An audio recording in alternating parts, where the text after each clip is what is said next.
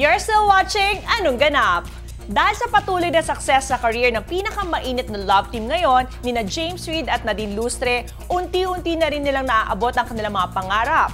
Jadine, anong ganap? Habang humahataw sa ratings ang first TV project ng Jadine as Kapamilyas, ang Once Upon a Time presents My App Boyfie, tuloy-tuloy din ang dating mga blessings sa kanila. Kakonsyaba si James, may espesyal na sorpresang bumungad kay Nadine sa set ng kanilang serye. Oh my God! Oh my God!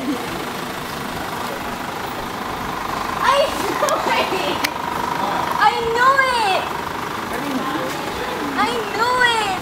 At sa sobrang excitement, agad-agad na ring sumakay si Nadine sa kanyang pinangarap na sasakyan. At sino pa nga ba ang nagsilbing driver nito? Walang iba kundi ang kanyang partner na si James.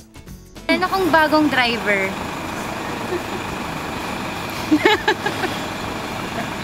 Madami ka ng schedule, punong-puno na.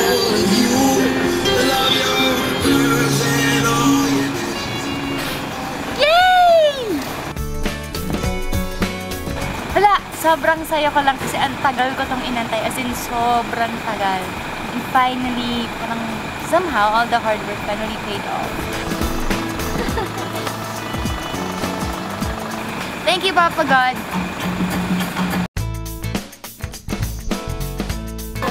Hey Nadine, I just want to say congrats on the new car. It's looking good. You deserve it all, so have fun. Abot langit nga ang tuwa at pasasalamat ni Nadine sa magagandang bagay na tinatamasa niya ngayon. We're happy for you, Nadine! Tuloy-tuloy lang ang exclusive Jadine updates. Bilang pinakabagong endorser ng Smart, kamakailan ay naganap ang special day para sa 30 lucky fans ng Phenomenal Love Team. Jadine, anong ganap? Hi guys! Nandito po kami ngayon sa Rocks and Pueblo para sa Smart Jadine Day. Napakaswerte ng 30 fans na napiling umattend ng Special Fans Day ng Jadine na handog ng Smart. Jadine! Care best lahat. Until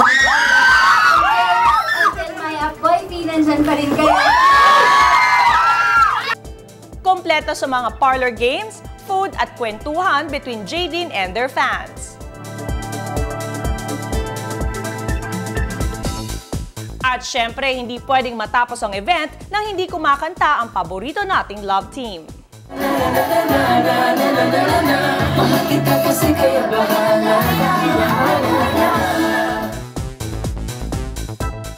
Hindi talaga napapagod sina James Reid at Nadine Lustre sa pagbibigay ng kasiyahan sa kanilang mga tagahanga. Kaya naman hindi sila pinapabayaan ng kanilang mga fans sa kanilang mga projects and endorsements. Keep it up, Jadine!